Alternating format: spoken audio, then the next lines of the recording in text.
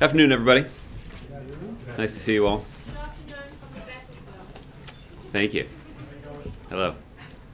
I do not have any statements at the top, so we can go straight to your questions. Josh, would you like to start? Sure. Thanks, Josh.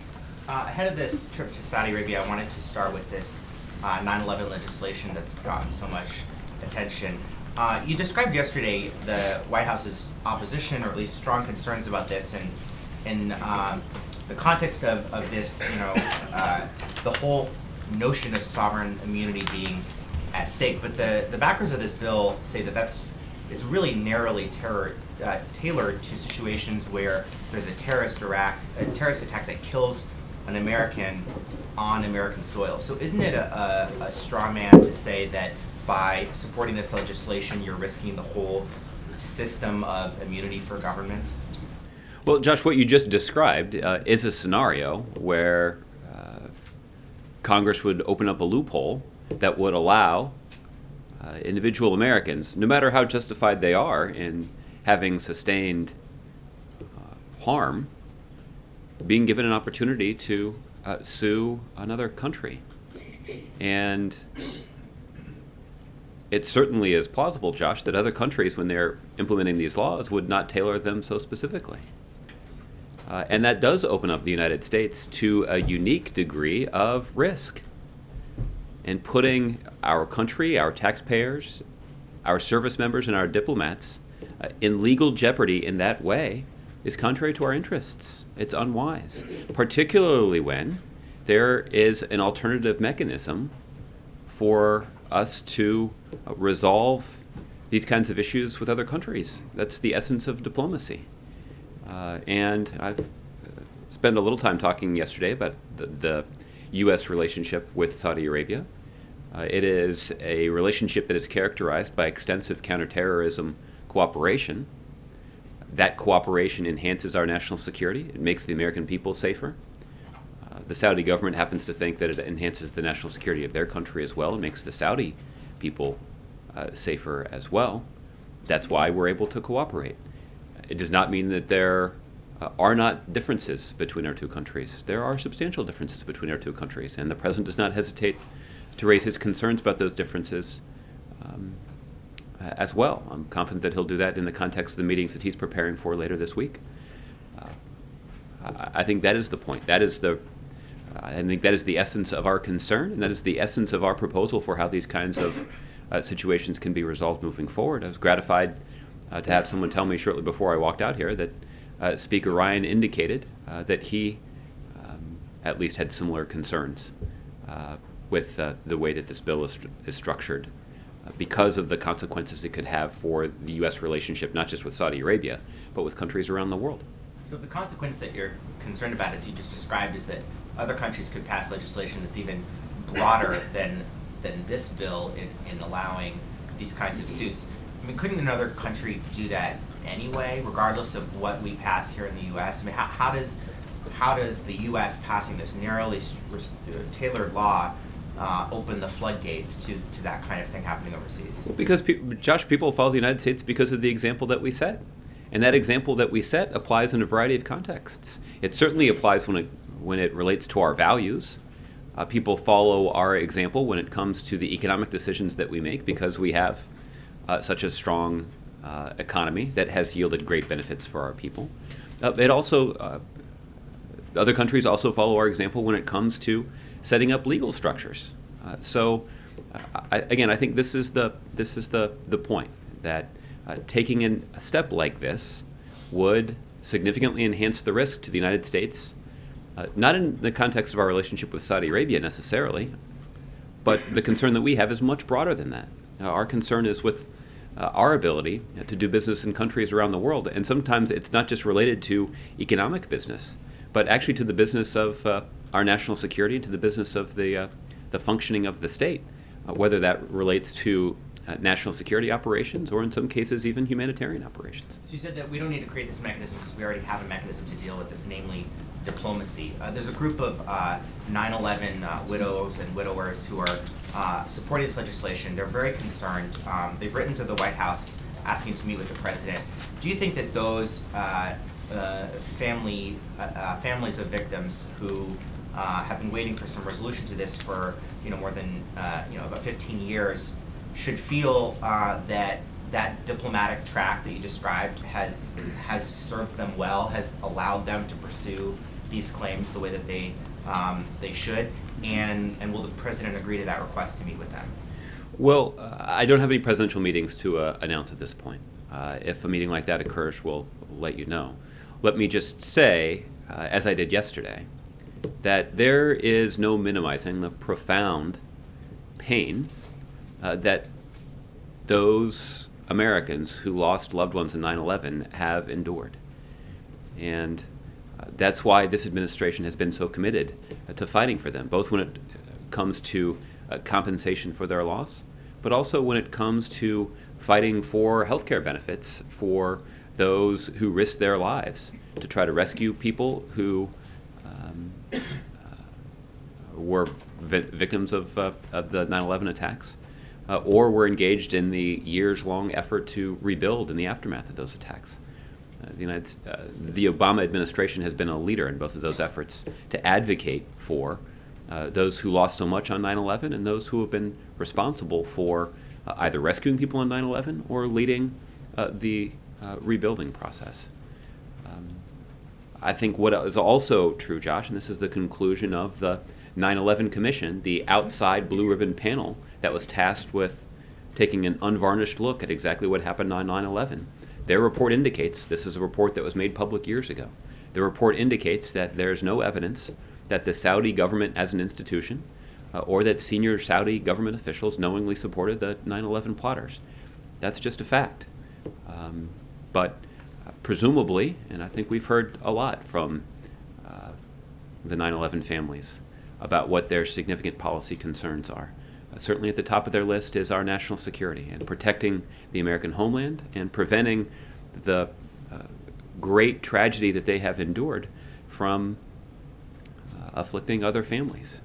And this president has worked aggressively to enhance our national security, to make our homeland safer, and part of that has been through ramped up cooperation with the Saudi government. That's the essence of diplomacy, in terms of looking for ways to work with other countries to find common ground to advance our shared interests. And when it comes to the national security of the United States and the safety of our homeland, the president's been able to work effectively with countries around the globe, including the Kingdom of Saudi Arabia, in pursuit of that goal. And the vice president, in his speech to J Street last night, had a pretty harsh rebuke of the Israeli government, and he said, sometimes we're outrageously frustrated by the Israeli government's policies leading Israel in the wrong direction. Does the president agree with those comments the vice president made? Well, I think the way that I would describe the situation is consistent with what the vice president said, which is that the nation of Israel is the strongest ally that the United States has in the Middle East. And we stand shoulder to shoulder with them when it comes to the national security interests of our two countries. The United States provides tremendous assistance to the nation of Israel to ensure their security. And our commitment to that level of cooperation and that level of assistance has not wavered at all, despite what have been some obvious policy differences between our two governments. That has been the president's approach to this critically important relationship. And I would just note that is a long-standing tradition in American politics, that Democratic and Republican presidents alike have worked to ensure that the relationship between our two countries does not get mired in partisan politics. It's not a relationship that is somehow dependent on the political affiliation or political ideology of the leaders in either country, that the importance of our alliance transcends those narrower concerns. And President Obama hasn't just subscribed to that theory, he has put it into practice. And I think this is something that even Prime Minister Netanyahu, again, despite some of our differences, has himself acknowledged when he said that the security cooperation between the United States and Israel under President Obama's leadership is unprecedented. Thanks, Josh. Okay, Jeff. Josh, what does the White House believe are the prospects of restarting diplomatic talks over the Syria crisis? And with those talks now having broken down, what are the other options? Did the United States put all of its eggs in the diplomacy basket, as it were? Well, Jeff, obviously our approach to countering ISIL has included a multifaceted strategy that has included the not insignificant use of military force. But we have acknowledged all along that if our efforts were focused solely on military action, that we would not be effectively pursuing our interests or achieving our goals anytime soon. What continues to be true is that the terrible situation that we see right now inside of Syria is a result of the failed leadership of President Bashar al-Assad. And that's why this administration has asserted for years that President Assad must go, and the kind of political transition that we'd like to see inside of Syria is long overdue. And we're going to continue to push both sides to engage constructively in a UN-led process to bring about that political transition. In fact, President Obama had a protracted conversation with President Putin yesterday about this precise topic. There's an opportunity for the Russians to use the influence that they have with the Assad regime to compel them to live up to the commitments that they've made in the context of the cessation of hostilities and continue to constructively participate in the UN-led political talks. So this is something that the president's very focused on. The UN would point out has not described the situation as breaking down. They have acknowledged that the talks have been postponed, but there still is a framework in place, and I believe that there are still technical discussions that are taking place in Geneva even as we speak. So there still is a path forward here, and it's understandable that there is a frustration, to put it mildly, on the part of the opposition about the ongoing talks when we see repeated violations of the cessation of hostilities by the regime and supporting forces. We also see a continued tendency on the part of the regime to deprive some Syrians of badly needed humanitarian assistance. Part of the goal of the cessation of hostilities was to create space for humanitarian aid organizations to provide food, water, and medicine to communities inside of Syria that have been deprived of those basic supplies for a long time. And we've seen the regime, in too many instances, either block those shipments or, in some cases, even prevent all of the material, all of the needed supplies from getting through. Certainly the position of the opposition groups is understandable, given the refusal of the Assad regime to steadfastly live up to the commitments they made in the context of cessation of hostilities. And that's why we're going to continue to make the case to the opposition that they should participate in the talks, that is the path that will resolve the core of this issue. We're also going to continue to make the case to the Russians that they should use the influence they have with the Assad regime to compel them to live up to the commitments that they made in the context of the cessation of hostilities and get back to the negotiating table in a constructive way. I think the opposition would dispute the characterization that the UN apparently is making, that there's still a path forward for diplomacy. If you are unsuccessful in encouraging them to get back to the table, what is the other option? Well, right now this is the option that we are pursuing because this is the option that addresses the core of the problem. It is. But if the talks don't continue, if they don't come back? Well, this is why we're going to continue to make the case that they should. And there are ongoing technical discussions that are underway, even as we speak, in Geneva, led by the UN, by many of the parties. But there's more work that needs to be done. I'm not papering over the fact that there needs to be a recommitment to this process. But it certainly is understandable that the opposition would like to see a recommitment on the part of the Assad regime to the cessation of hostilities to pave the way for successful negotiations to continue. And where, aside from encouraging the rebels, what is the U.S. role at this point then, going forward? Well, our role will continue to be to encourage all parties to live up to the cessation of hostilities. Unfortunately, we have seen just in recent days that situation has frayed more rapidly. And that's a source of ongoing concern, particularly because it interferes with our ability to make progress in the political talks. We'll continue to engage the Russians. We'll continue to engage all parties to use whatever influence they have, either with the regime or the opposition, to encourage both sides to come together and to participate in these UN-led conversations. But there are other things that we can do too. We can continue to work with the international community to apply even more pressure to ISIL. And Secretary Carter talked about some ideas that the president had recently approved to step up that pressure inside of Iraq. And I certainly wouldn't rule out additional steps to ramp up the pressure against ISIL inside of Syria. As I mentioned, the president's always looking for suggestions from his national security team to increase the pressure on ISIL. And the president's always looking for those ideas, and the president convened a meeting at CIA just last week to discuss different elements of our proposal, and that is something that is happening on an ongoing basis. Okay. Jim, nice to see you today. Thank you, Josh. Good to be here. A couple questions in the immigration hearing yesterday before the Supreme Court.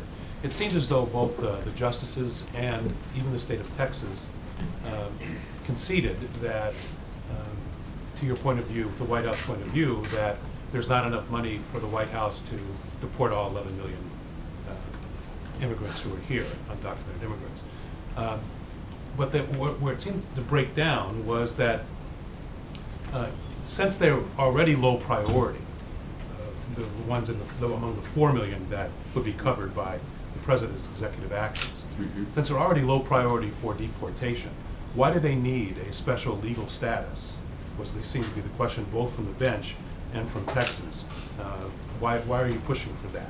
Yeah, well, I think the argument that we have made is actually one that many of our political opponents should actually be warm to. The argument that we have made is essentially that these individuals who are individuals that already have deep ties to this country. In most cases, we're talking about individuals that are the parents of American citizens or of legal permanent residents to the United States. So these are people with deep ties and with deep family connections to the United States. That's why they're low priority. They're also individuals that have been here for several years already.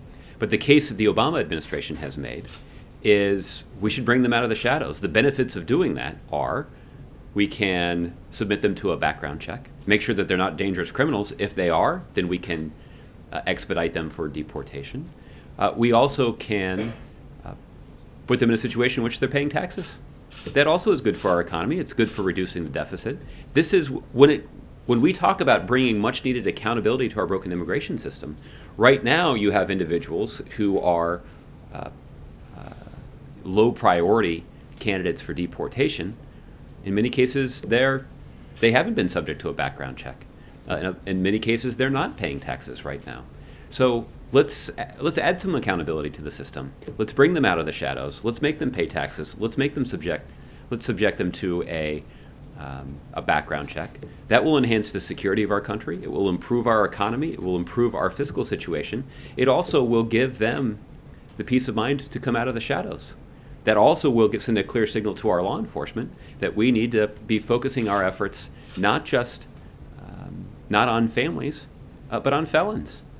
And that is the rationale that we have put together, and that's why the proposal that we have put forward makes so much policy sense. It's good for our security, it's good for our economy, and it's good for having a system that's in line with our values, both in terms of following the law, but also acknowledging that our heritage in this country is as a nation of immigrants. All of this policy is structured in that direction. It's why, frankly, the critics of this law have a really tough case to make. And it's why even people like Senator Rubio have described the current system that we have in place that doesn't require undocumented immigrants to pay taxes. It doesn't require them to submit to a background check. That's why Senator Rubio described the current system as the closest thing that we have to amnesty. And that's the argument that we've made, and that's why, as a policy matter, we believe this argument is quite potent. I understand that a different kind of argument is being made before the court. It's one that's rooted in the president's legal authority to order this action. We feel we can have that argument on quite strong grounds as well. But is what the president wants to do, though, an unfair burden on states like Texas and apparently the other 25 who are complaining. And that they have to now, in the case of Texas, what they're saying is that they'll have 400,000 people that they're going to have to apply, have to give driver's licenses to, and that's going to cost them more money. They're going to have to bring on more people. Isn't that something that the federal government should be considering?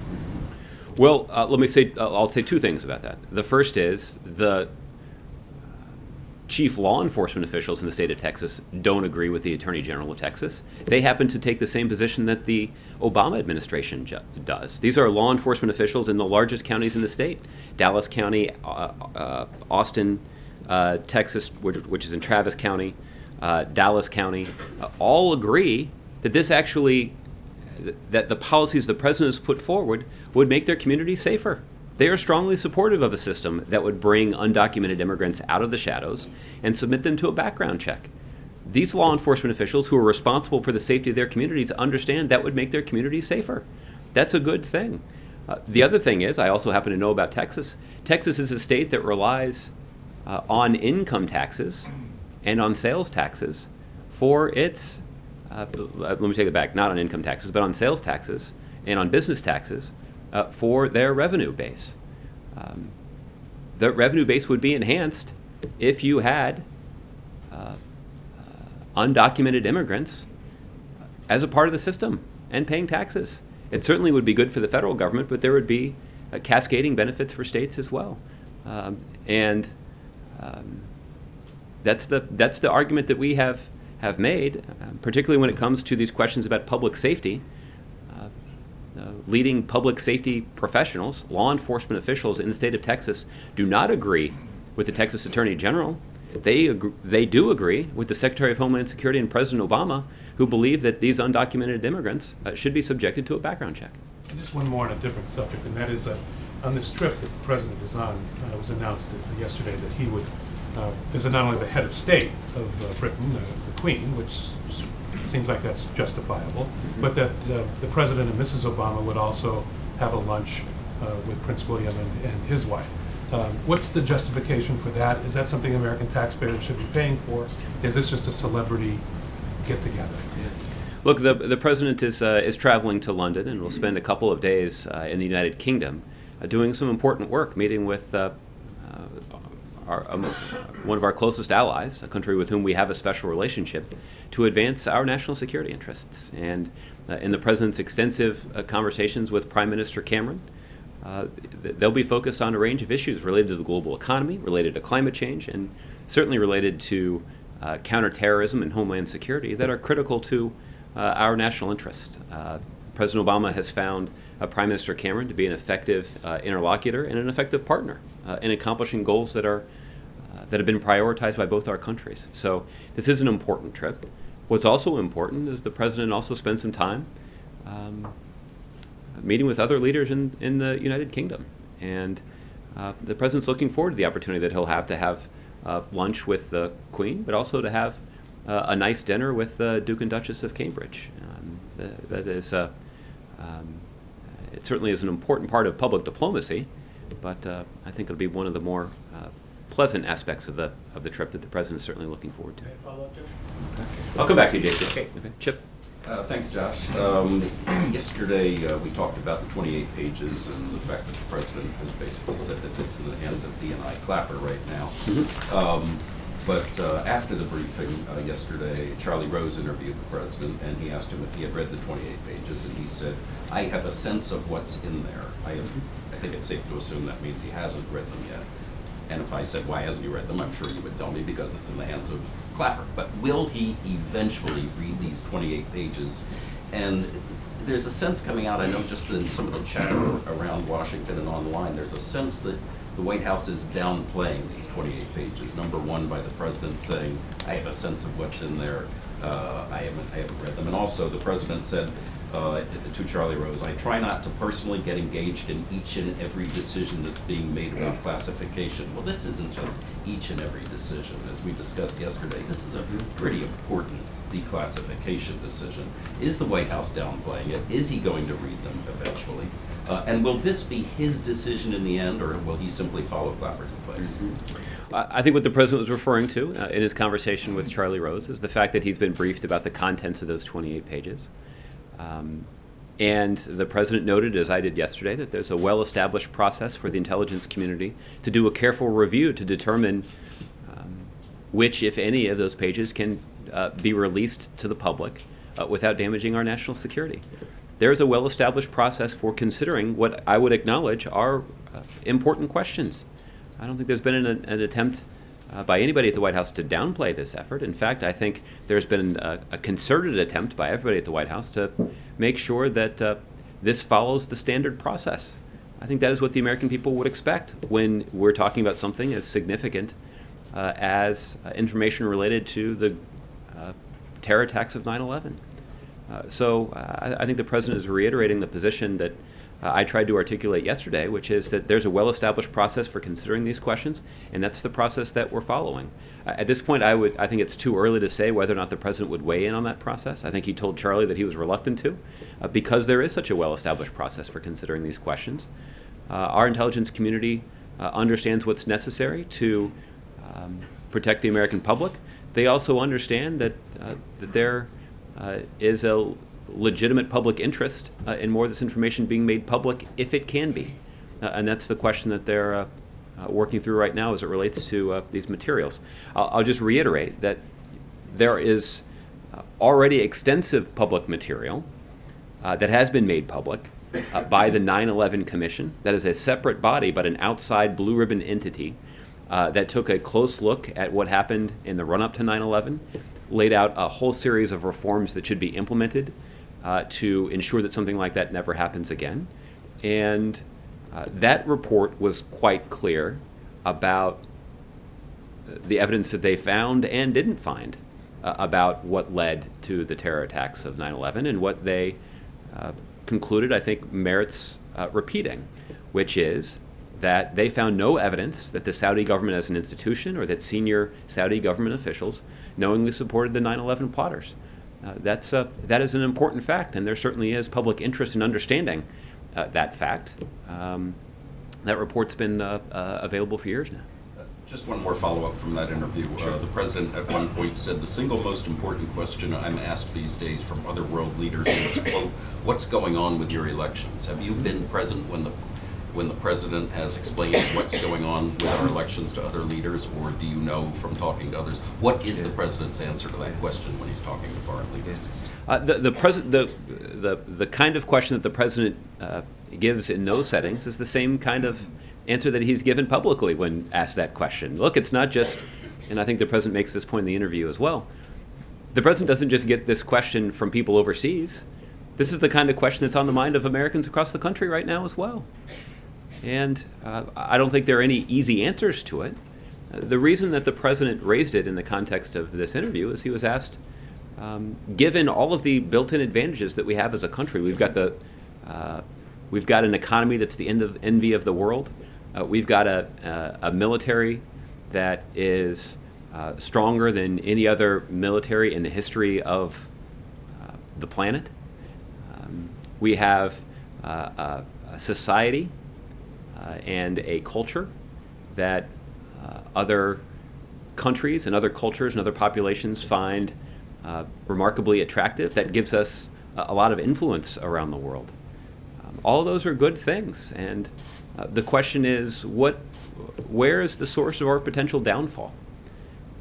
And the argument that the president has made on a number of occasions, publicly and privately, both at home and overseas, is that our greatest risk, or the significant risk here, given that dynamic, lies within the dysfunction of our politics.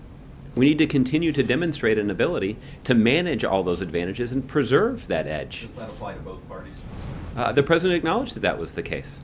I think the best example of this is there's a tendency, particularly when the United States has so many built-in advantages over other countries, which is to turn inward and to suggest that we should try to keep people out, or that we should build walls, or that we should not seek to engage countries around the world. That is exactly the wrong response. That if we want to continue to cultivate all of the advantages that we have, we need to look for opportunities to more deeply engage around the world. That will enhance our national security. That will make our economy even more vibrant and filled with opportunity than it already is. And there is no doubt that there's a strain of that argument that's being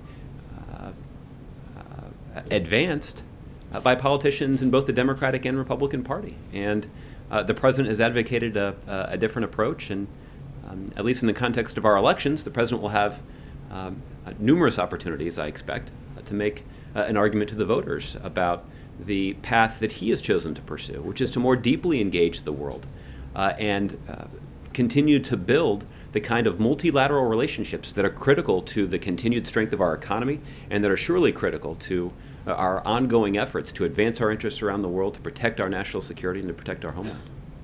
Okay. Gregory. Thank you.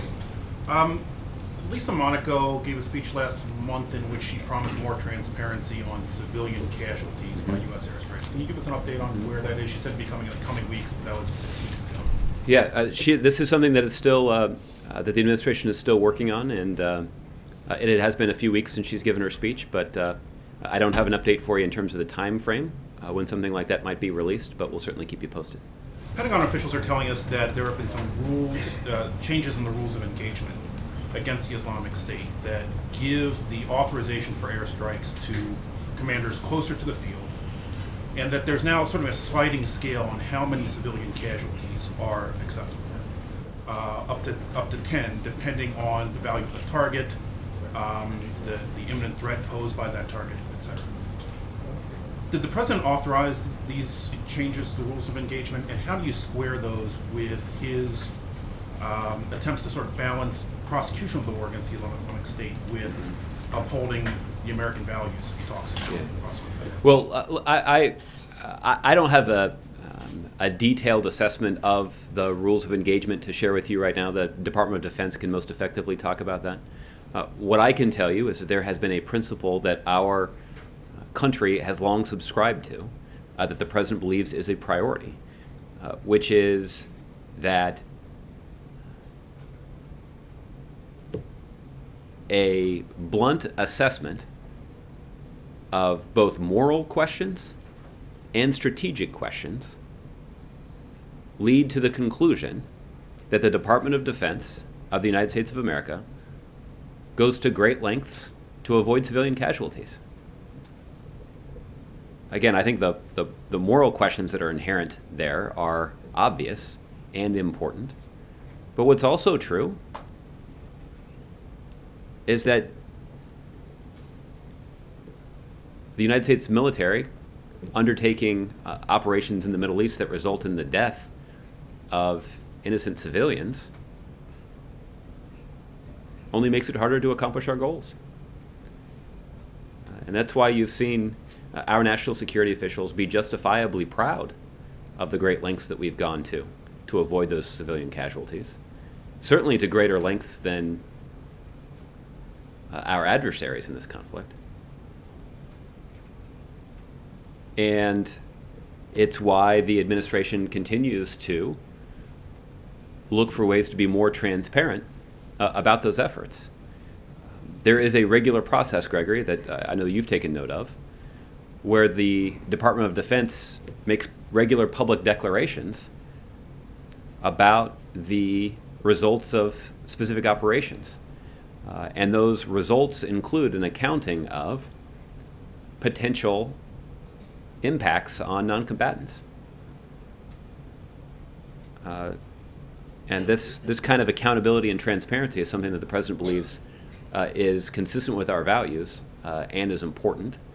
It's something that the Department of Defense continues to do, and something that the president is seeking to expand upon. And it's an important part, as I was mentioning to Chip, of why the United States and our values continue to give us important credibility around the world. And when we undertake operations or engage in tactics that undermine our values, that undermines our national security. That's exactly why the president, for example, outlawed the use of torture during his first week in office,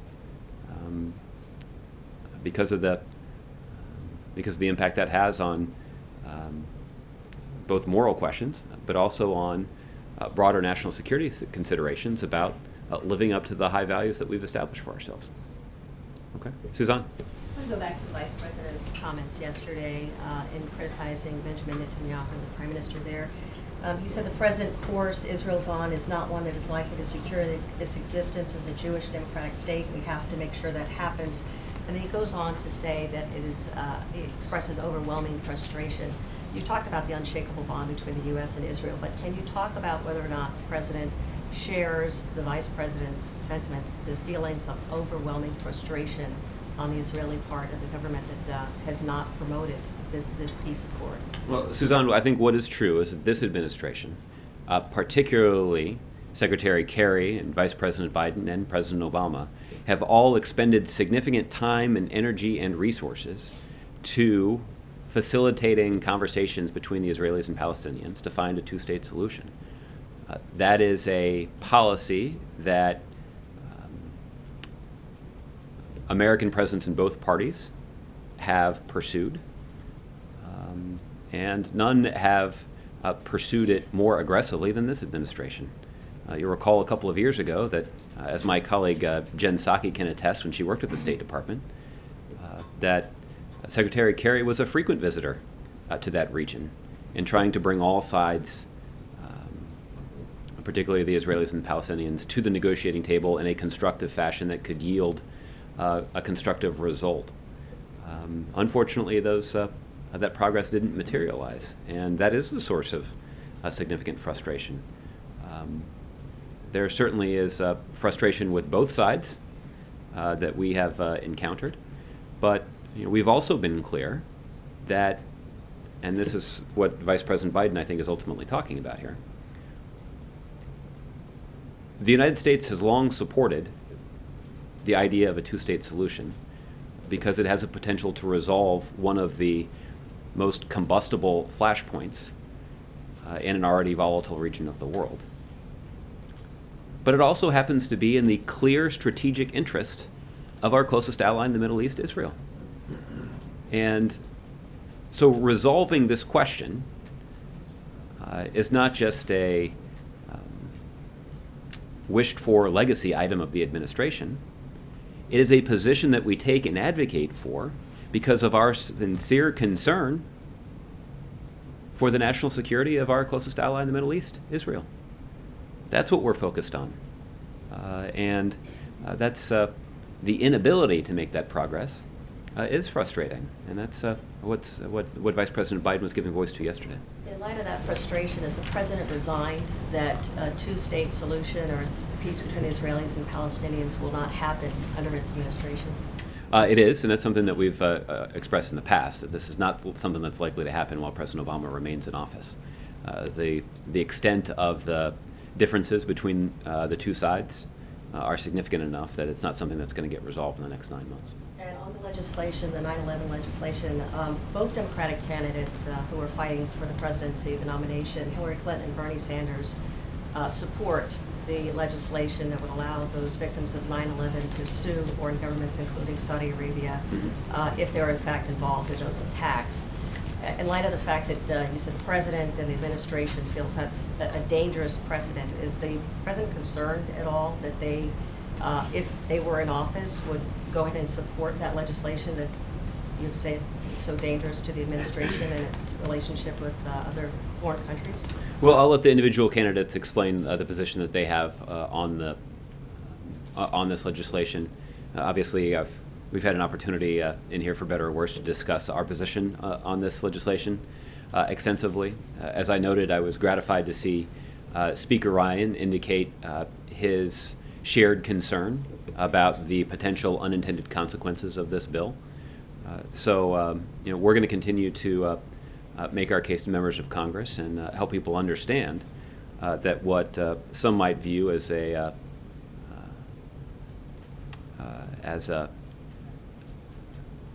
way to offer support and well-deserved assistance to those families who lost so much on 9/11 there are significant, serious, unintended consequences that would endanger principles that the United States significantly benefits from.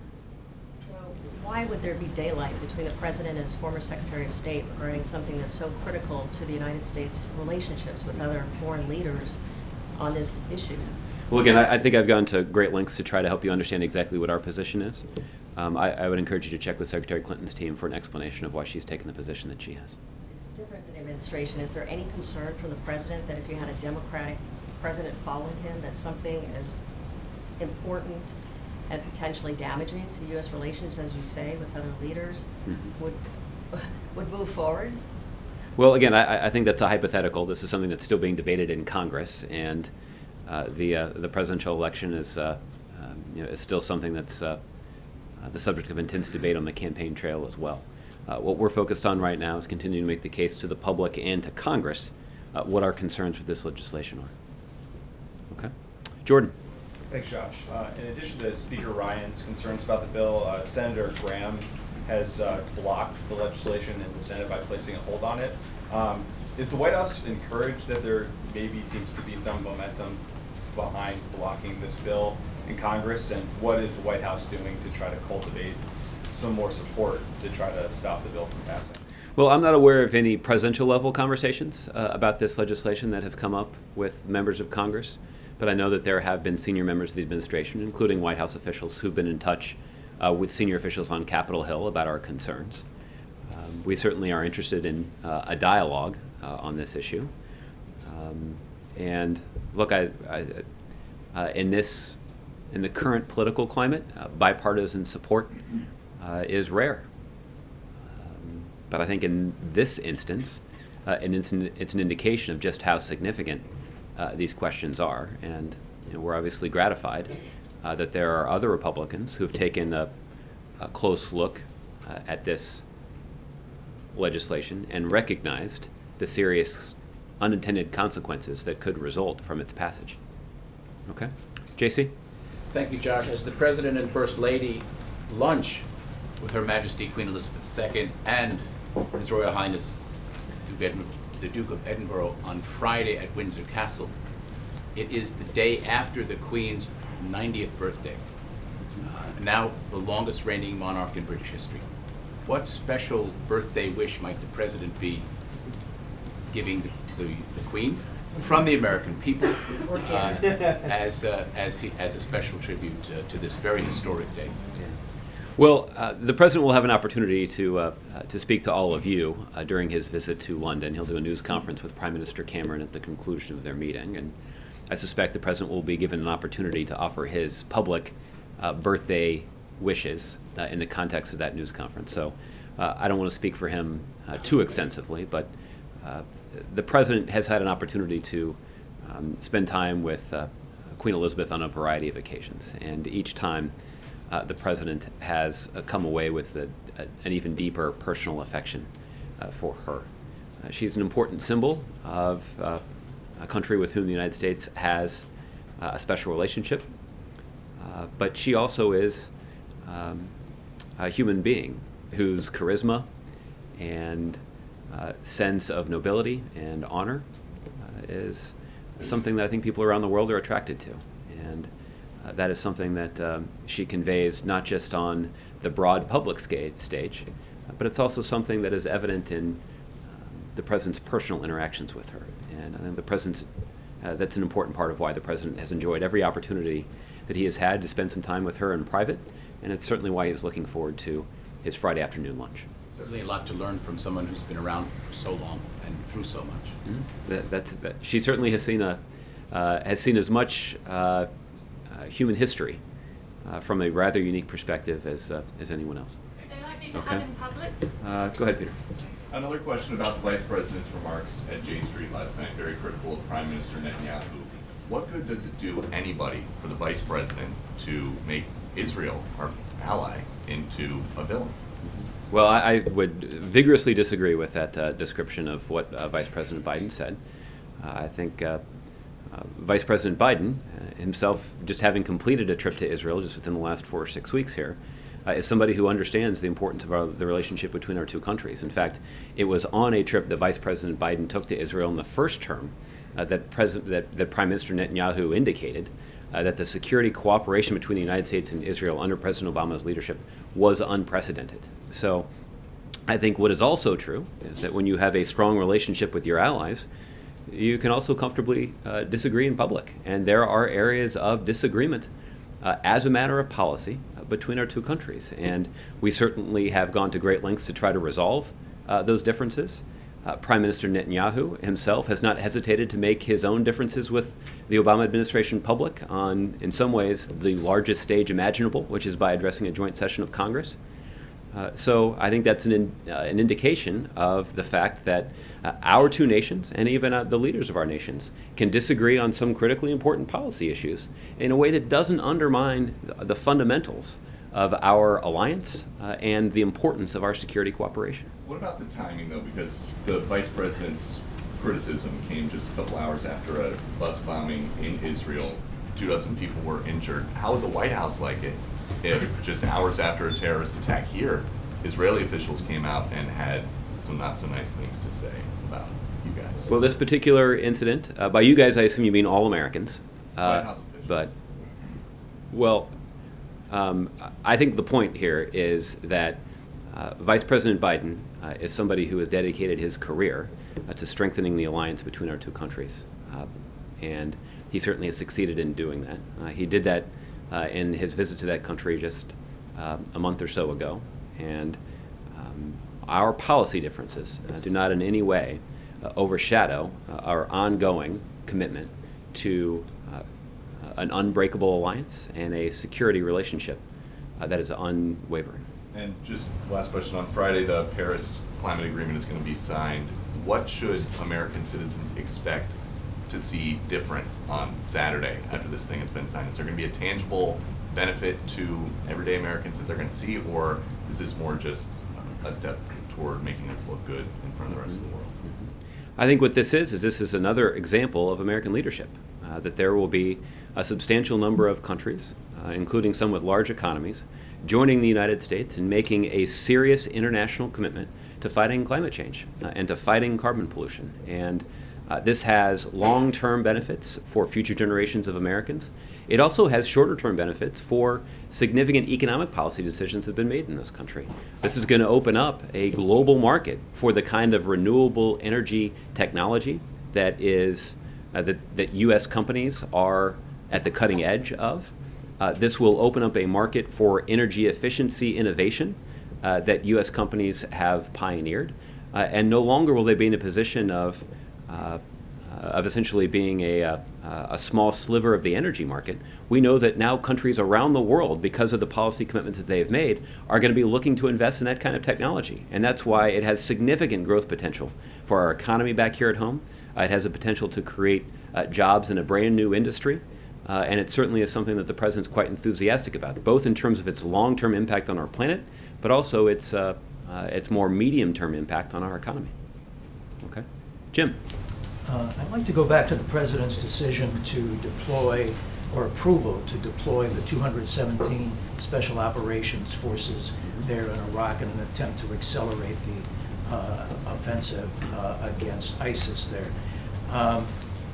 For the first time, these U.S. Special Forces will be permitted to embed at the battalion level, which means they will not be behind the fences and the defenses of an encampment somewhere, but they will be much closer to the front lines. And yesterday in his interview with Charlie Rose, the President even said that those U.S. Special Operations Forces would be backing up the Iraqi forces. So, and it's somewhat unrealistic to believe that when the shooting starts, the Special Operations Forces are just going to retreat and watch it happen. And one of the real concerning issues about this is the American people would not even know that the U.S. Special Operations Forces would be engaged in combat unless they're wounded or killed, because the military is not going to announce that. Is this a little bit of fudging? You know, the U.S. military is not going to be involved in combat? Because all the earmarks and recent experiences indicate that they will likely be. Well, Jim, we've gone to, I think we have been pretty blunt about the significant risks that our servicemen and women in Iraq are taking to protect our national security. And there's not been an attempt at any point to downplay the significance of the operations that they're undertaking. That's true if you're talking about our military pilots who are flying combat operations. There are some 10 or 11,000 airstrikes that have now been taken against ISIL targets in Iraq and in Syria. This is true of special operators who have been formed and stationed throughout Iraq to carry out raids when an opportunity presents itself to try to take out a senior ISIL figure or to capitalize on a treasure trove of intelligence that may be there for the taking. This is also true when you talk about our military service members who are engaged in training efforts. In some cases, particularly earlier in our efforts, you had U.S. military members who were in dangerous parts of Iraq, who were working to try to train fellow Iraqis to make them more effective on the battlefield against ISIL. We have not at all tried to downplay the significance of those operations, of the risks that those individual members are taking, or of the bravery that they are displaying when carrying out their mission. What is true is that when these kinds of operations are undertaken, the decisions to commence the operations are made by the Iraqi government and leaders in the Iraqi military, that the operations are focused on being carried out by Iraqi forces. Those forces, though, are supported by the U.S. military. In some cases, that is supported by U.S. military pilots that are conducting airstrikes in support of their operations. In other cases, that is special operators who are in proximity, who can offer advice about specific tactics that can be employed on the battlefield to make the completion of their operation more likely to be successful. So there's an important role for U.S. service members to carry out, and it is a role that requires bravery. It is a role that requires a willingness to assume some risk, but it is different than the kind of combat mission that previous U.S. military service members were asked to undertake in the invasion of Iraq back in 2003. But you would acknowledge then that it's likely or very possible that those forces could indeed be involved in ground combat, even though that's not their primary mission. Well, the way that we have described the situation is that they are engaged in missions that can be described as offering advice, assistance, and in some cases training to Iraqi forces. That is different from a mission that is exclusively focused on combat. But we have never, and I certainly am not going to start from here, seek to downplay how dangerous and how much bravery is required to carry out the kind of advice and assistance missions that our service members are undertaking on a daily basis in Iraq right now.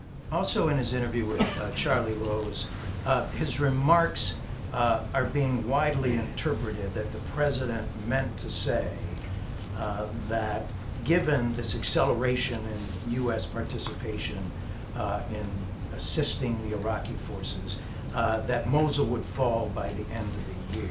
Did the president mean to say that, and does he believe that? Mm-hmm.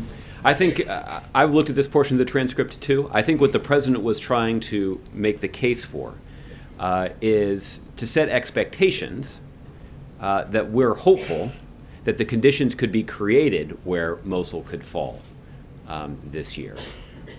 But what the Iraqi forces have been engaged in for some time now is essentially undertaking operations in the area around Mosul to sort of lay the groundwork for a more significant operation. And those kinds of shaping missions have been underway for quite some time. They are at work trying to create the conditions where Mosul could fall. And that work to create those conditions is work that continues. Obviously, this is significant because Mosul is one of the two areas where ISIL has concentrated their fighters and concentrated a bunch of their organization. in a way that allows them to project some power and violence that poses a longer-term threat and a broader threat to the United States and our interests around the globe. Okay. Pam. Thanks, Josh. Could I just clarify something? You've said at least 3 times that I've heard, quoting from the 9/11 Commission report, the line about how there's no evidence that the Saudi government or high-level officials supported al-Qaeda or and Senator Bob Kerrey, who was on that commission, said flatly, we did not exonerate the Saudis. When you quote that line, are you saying that the White House believes that the Saudis were exonerated?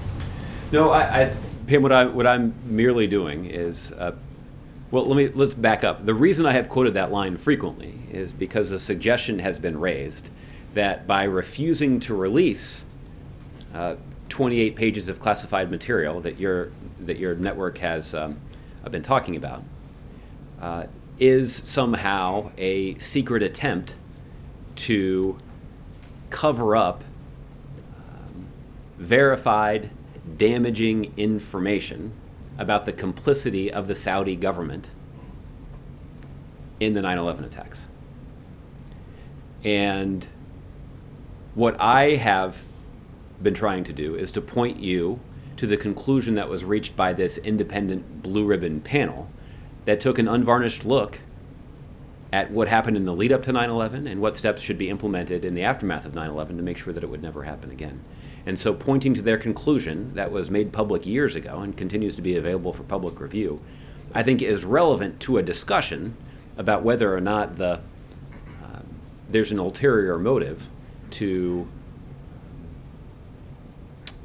this question about the 28 pages. But what do you think that phrase means? What does that mean to you?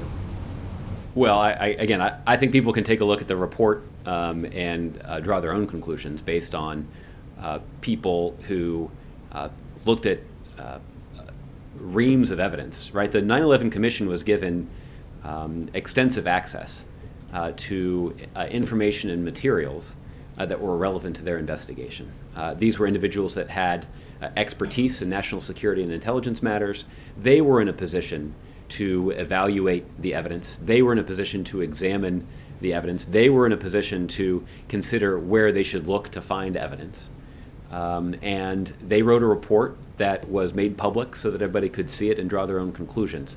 And so what I have done is tried to point you to their conclusions because I think they're relevant to the question about whether or not these 28 pages are going to be declassified. But I obviously haven't done the kind of investigation that they did. So I think what I would encourage people to do is if you have questions about whether or not the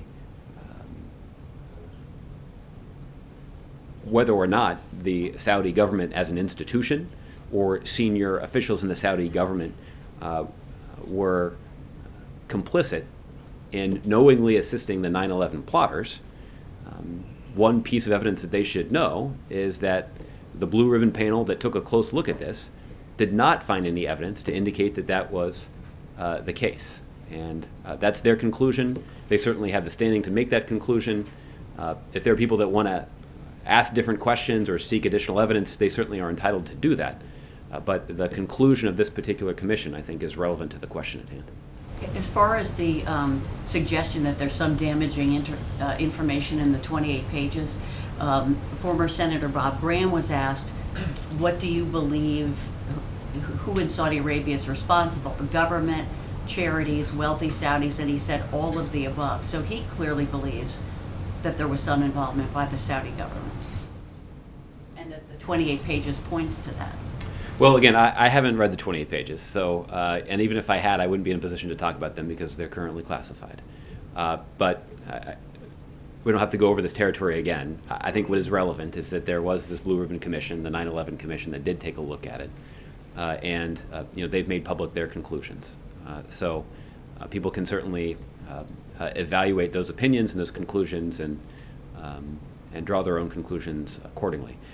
Let me just say something else that also happens to be true.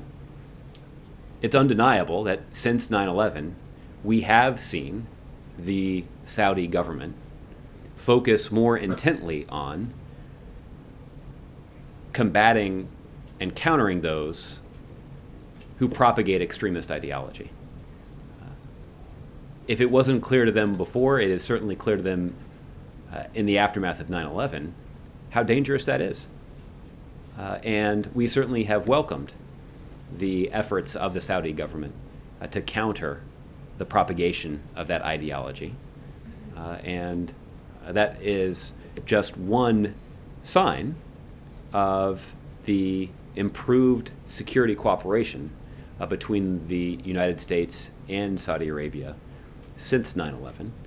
It certainly does not eliminate all of the disagreements that we have between our two countries, but it is an indication that since 9/11, because of important work that was done both by the Bush administration and by national security professionals in this administration, that the relationship between our two countries has been enhanced in a way that has had important benefits for our national security. And if the 9/11 families cannot sue the Saudi government, what other recourse do they have? Is diplomacy, can that do something to satisfy what they would like to see happen? Well, as I mentioned, Pam, I'll let the 9/11 families speak for themselves. Obviously, they can set their own priorities in terms of what they would like to see.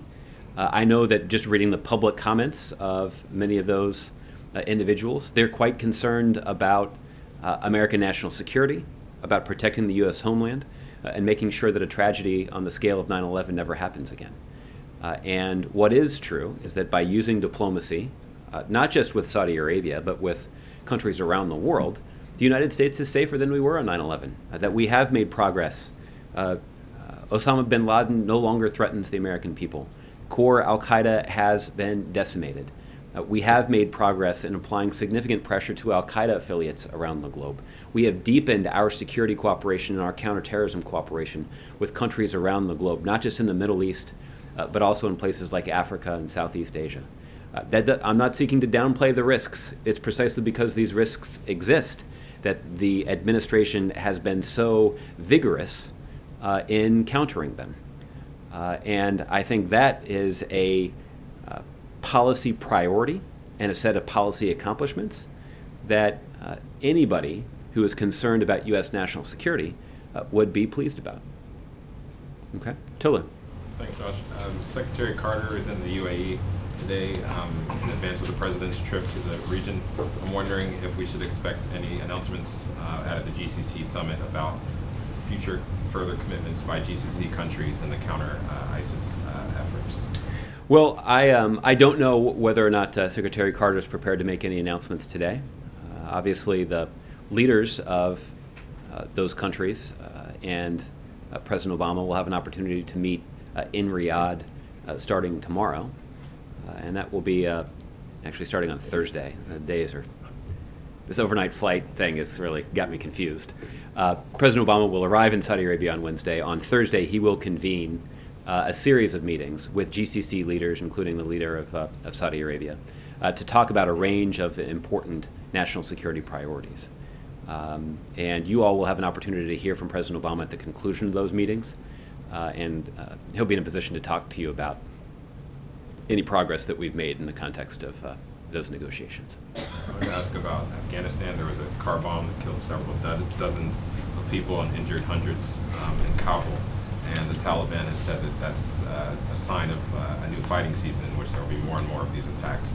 I'm wondering first what the response is from the White House and as well whether or not that factors into the president's decision on whether to draw down the troops at the same time schedule that he put out last year of going down to 5,500 by the end of this year. Well, let me start by saying that the United States strongly condemns the cowardly attack on Afghan forces and civilians in Kabul this morning that killed dozens and wounded hundreds.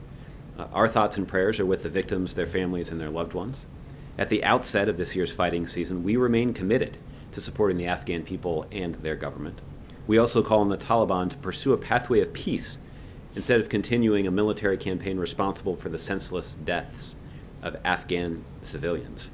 We remain steadfast partners with Afghan security forces as we work to promote peace and stability in the region and as we counter the threat of terrorism that affects all of us. I don't have an updated assessment in terms of what, if any, impact this attack would have on our military posture going forward.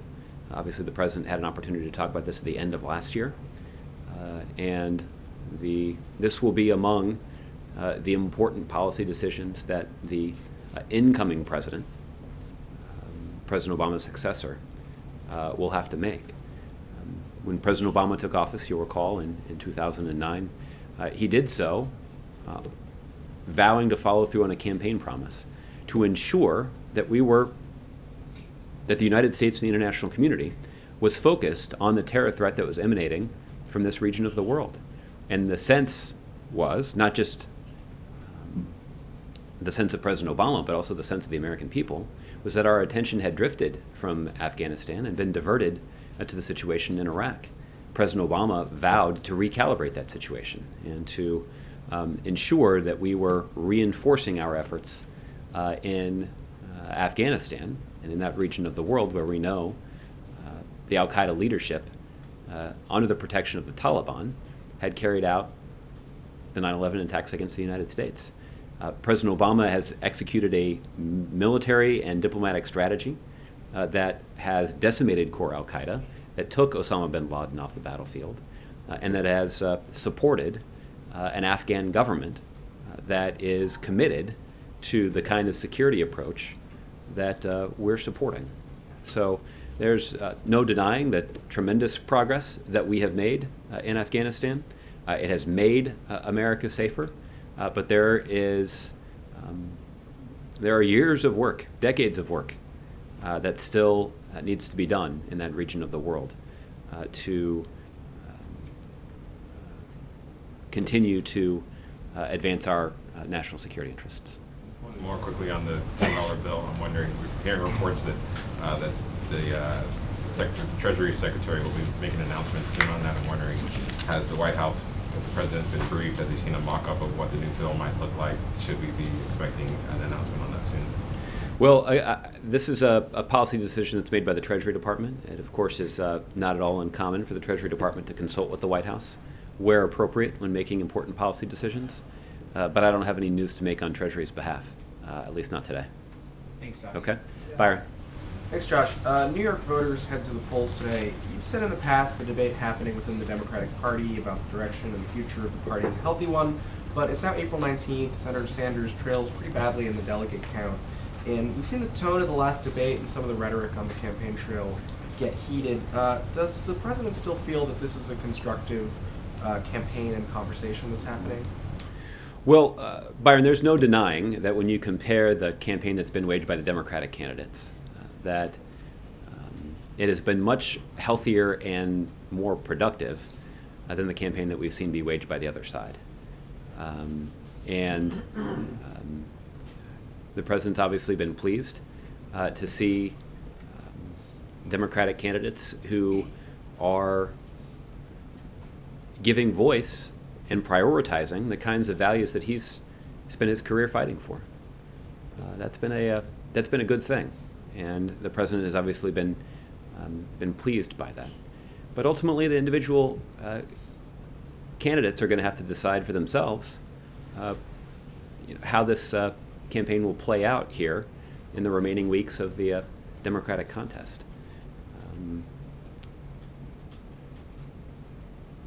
In 2008, I've talked about this a couple of times, in 2008, there was a vigorous contest between then Senator Clinton and then Senator Obama that dragged on longer than people expected. I think longer than anybody expected. But with some departures, it was primarily focused on policy and articulating a vision for the country. And that longer than expected Democratic primary had positive benefits for the party as a whole, and it certainly improved the performance of the Democratic nominee in the general election, and it certainly resulted in a Democratic campaign organization being stronger in states that Democrats had not recently competed in. I often cite the example of Indiana, a state that had a primary in May that had rarely been contested by Democratic presidential candidates. But there was a vigorous contest in May of 2008 between then Senator Clinton and then Senator Obama in Indiana. And there were some who concluded that that would be a bad thing for the Democratic Party. Instead, what resulted was a Democratic Party infrastructure being built in Indiana to support both candidates, or each individual candidate, that then went on to greatly contribute to the Democratic candidate's success in the general election. And that led to President Obama winning the state of Indiana in the general election in 2008, something a Democratic presidential candidate hadn't done in decades. So that's just one illustration of how a longer than expected primary contest can yield some positive results for the party and for the party's nominee. Is that going to happen this time around? I think it's too early to tell. Hopefully it will, but we'll see. We've asked you sort of piecemeal about whether the president has watched individual debates or election night returns.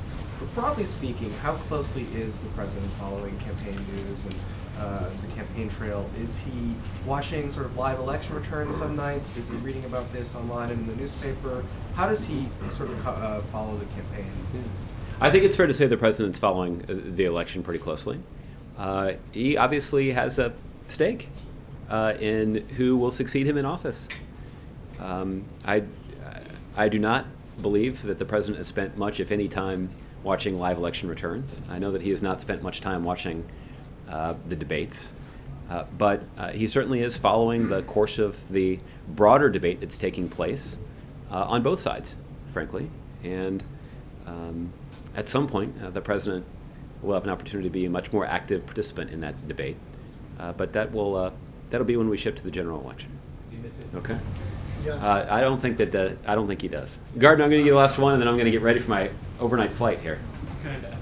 Do you have any sense about if the Saudis follow through on their threat to sell $750 billion in U.S. assets, what kind of damage that would do to the U.S. economy and to the United States generally? Well, Gardner, at the New York Times, you certainly have access to more sophisticated analysts of global financial markets than me, thank goodness. That is welcome news to the readers of your business pages, I'm sure. What I'll just say in general is our concern is that a hypothetical transaction or series of transactions like this would destabilize the global financial markets. And that kind of instability and that kind of volatility is not in the interest of any of the advanced economies around the world. Both the United States and Saudi Arabia would be in the category of advanced economies that would not benefit from a situation like that. That's the observation that I have made. I know that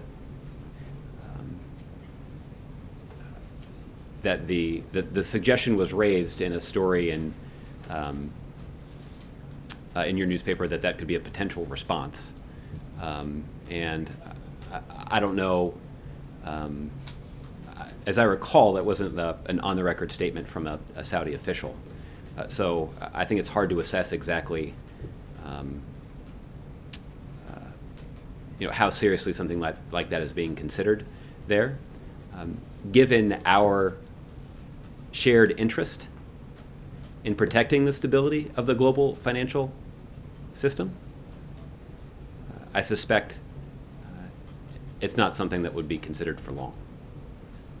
I think there's increasing concern on the Saudi side that Washington has become far less hospitable a place for them, sort of from a policy and also from a diplomatic perspective. They see the Obama administration as far less warm to them as the previous administration had been.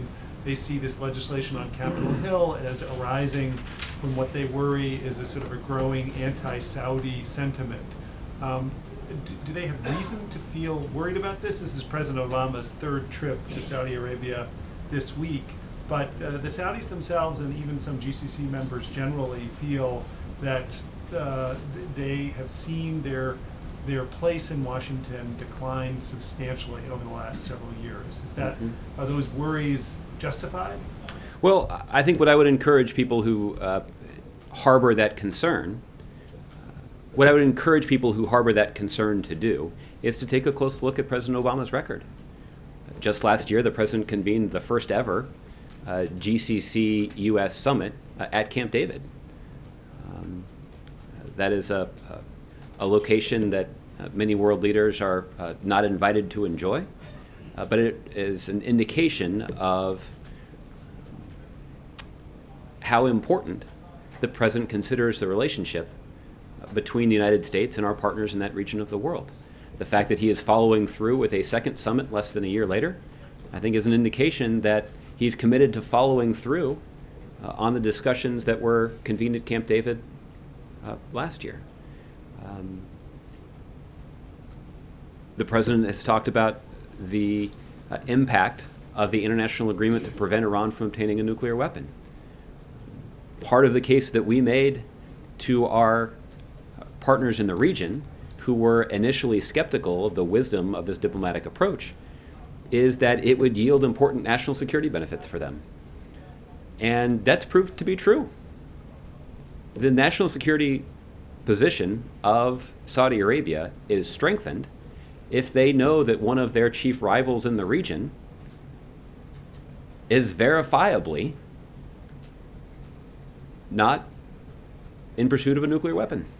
That's a good thing for Saudi Arabia. That enhances their security, and that advancement would not have been possible without the United States leading the diplomatic effort to prevent Iran from obtaining a nuclear weapon. Let me give you another example. The Kingdom of Saudi Arabia has been justifiably concerned about the security situation in Yemen. They share a long border with Yemen. The United States has offered them the kind of logistical support that has been critical to their ability to apply military pressure to rebels and extremists in Yemen. The United States and Saudi Arabia have worked together to apply pressure to al-Qaeda plotters in Yemen. These are dangerous extremists that have designs not just on carrying out attacks against shared U.S.-Saudi interests in the region. They have designs on carrying out attacks against U.S. interests around the world. We're mindful of that threat, and we have worked effectively with the Saudis to counter it. We have also worked effectively with Saudi Arabia and other GCC partners to add important resources to our counter-ISIL campaign. That includes not just important military contributions, both in the form of military actions, but also in the form of military assistance to fighting forces on the ground. We've also obtained important Saudi assistance in countering ISIL's efforts to radicalize people online. We have worked closely with the Saudis and the Emiratis and other GCC partners to shut down ISIL's efforts to finance their operations. We're talking, some of the countries that the president will be meeting with have capitals who are a regional financial center. And by blocking, or at least countering, ISIL's ability to access the services available in those capitals is important to our longer-term success. And we've made progress in that effort because of their cooperation with the United States and because of their support for our coalition. So there are a variety of ways in which the partnership between the United States and Saudi Arabia has been enhanced under President Obama's leadership in a way that is good for the United States, that is good for our national security, and that is good for our homeland security. And that's always what the president's focused on when he's making these kinds of decisions and when he's engaged in this kind of diplomacy. And this is a good example of the president focused on the right goal in pursuit of the kind of common ground that benefits the citizens of both the United States and Saudi Arabia. Okay? Thanks, everybody. We'll see you next week.